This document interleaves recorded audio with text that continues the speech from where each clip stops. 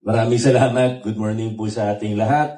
Kay Vice Mayor Dodot at sa ating buong Sangguniang Panlungsod, sa mga kawanin ng nasyonal at lokal na pamahalaan, sa ating mga bisita, lalo na sa Pasig Arts Club. Ma'am Tess, salamat po. Happy Arts Month po sa inyo, sa ating lahat. At magkita-kita po tayo dun sa in-announce niyo po kanina. Anong date po ulit yun? February 22. Yan, okay. Kita-kita po tayo.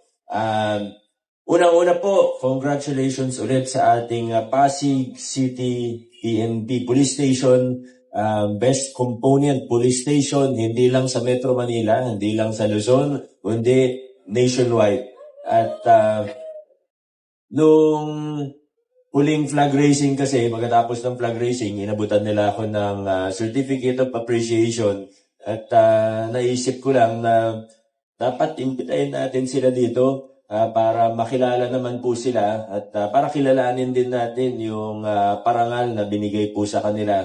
Dahil nakita naman ako po bilang mayor, bilang chairperson ng ating Peace and Order Council, masasabi natin, hindi po perpekto ang ating mga pulis. Kung maghahanap tayo ng pupunahin, meron at meron kang mahanap, di ba? Hindi perfecto yan. Gaya din naman natin sa LGU, gaya ng kahit anong ahensya, gaya ng kahit anong organisasyon.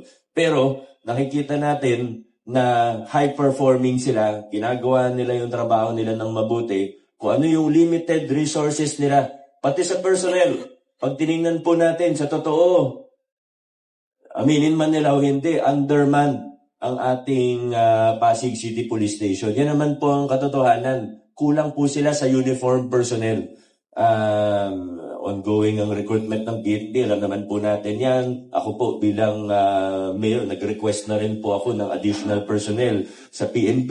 Hindi naman natin alam kung mapag-ibigyan o hindi kasi hindi lang naman Pasig ang iniisip ng leadership ng PNP. Di ba? Pangkabuuan yung tinitingnan nila.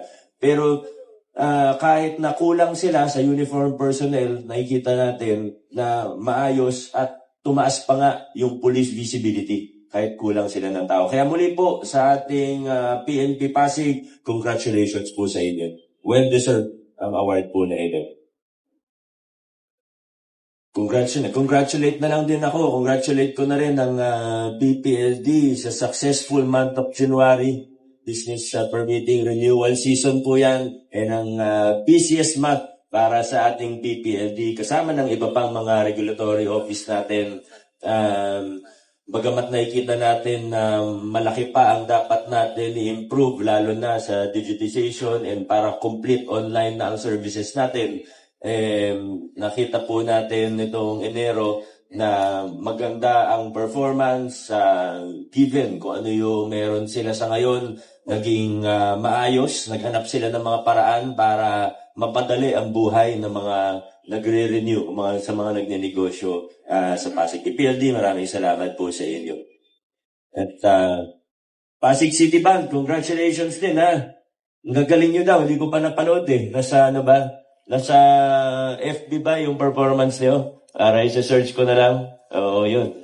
Kato, Pasig City Bank, congratulations. Nakailang costume change kayo nung performance nyo? Dami niyo ng bagong costume eh. Anyway, maraming salamat din sa iyo. Thank you for making Pasig proud and for representing us very well. Yun lang po muna. Maraming salamat sa ating lahat. At adjourn na po tayo. Good morning sa ating lahat.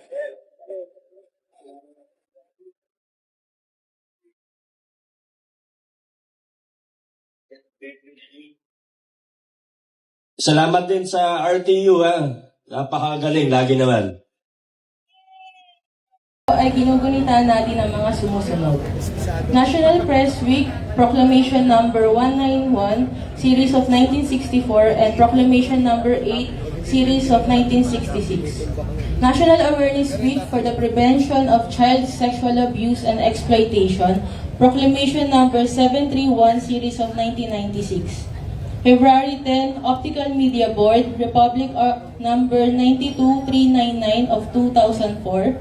February 14 to 20, National Intellectual Disability Week, Retarded Children's Week, Proclamation Number 1385, Series of 1975, at National Arts Month, Proclamation Number 683, Series of 1991. Kahapon, January 8, 2026, ang Pasig City Symphonic Band ay naimbitahan upang tumugtog sa CCP Pasinaya 2026. Open House Festival na may temang paglikha sa kinabukasan. Ito ay ginawa sa Baluarte de San Diego, Intramuros. Ang Cultural Affairs and Tourism Office sa pangunguna ng Pasig City Museum ay magkakaroon ng art fair sa February 26 at 27. Ang buong detalye ng aktibidades ay ipopost sa FB page ng Pasig City Museum. Ngayon po ay tinatawagan ko po si Binibining Tess Di Manlig Torda, President ng Pasig Art Club, para sa iba pang programa para sa selebrasyon ng National Arts Month. Thank you. Good morning, everyone. We are inviting everyone to River City Art Fest, also known as RCAF, on February 20 to 22 at Gemco Building, C. Raimundo. Like a river that carries stories, traditions, and ideas from one city to another, this festival celebrates the movement and sharing of art and culture beyond borders. While showcasing our local talents is important, our true commitment lies in preserving and nurturing the arts. So we invite you on February 20 to 22nd at Gemco Building in C. Raimundo, Pasig City to celebrate this momentous art festival in Pasig City. Kindly check the FB page of Pasig Art Club for the complete details and also for the activities to be held. Maraming salamat po. Salamat po, Ma'am Torda. Ngayon naman po ay tinatawagan namin si Police Master Sergeant Clevy A. Labrador mula sa PNP Pasig para sa iba pang paalala.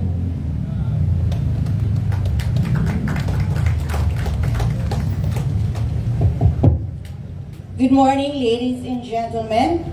We proudly announce that the Pasig City Police Station has been recognized as the best component city police station nationwide. This prestigious honor was conferred during the PNP Day celebration on January 29, 2026 in recognition of the station's consistent top performance and professionalism. We extend our sincere gratitude to the city government of Pasig City, especially Mayor Vico Soto and the City Council, for their leadership and unwavering support. Above all, this achievement belongs to the men and women of the Pasig City Police Station whose dedication made this recognition possible. May this honor inspire us all to continue serving with integrity, honor, and excellence.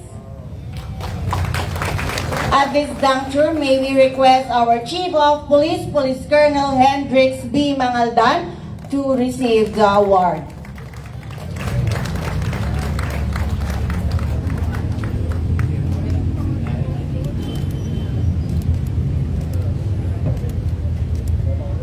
Of course, photo opportunity. Ayan.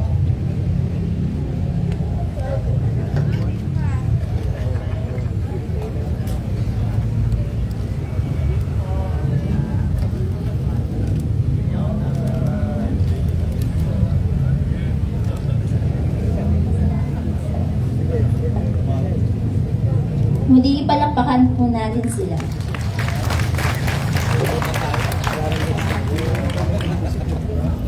Maraming salamat po sa mga departamento at tanggapan na nanguna sa maikling programa sa umagang ito. Mula sa Economic Sector, Cultural Affairs and Tourism Office, ako naman po si Ardo Bonson mula sa Cultural Affairs and Tourism Office. Maraming salamat din po sa ating mga bisita mula sa RTU Gaay Singers, Pasig Art Club at PNP Pasig. Mula sa ating Pasig City Symphonic Band at Cultural Affairs and Tourism Office, ako naman po si Ana Katrina San Mateo mula sa Cultural Affairs and Tourism Office.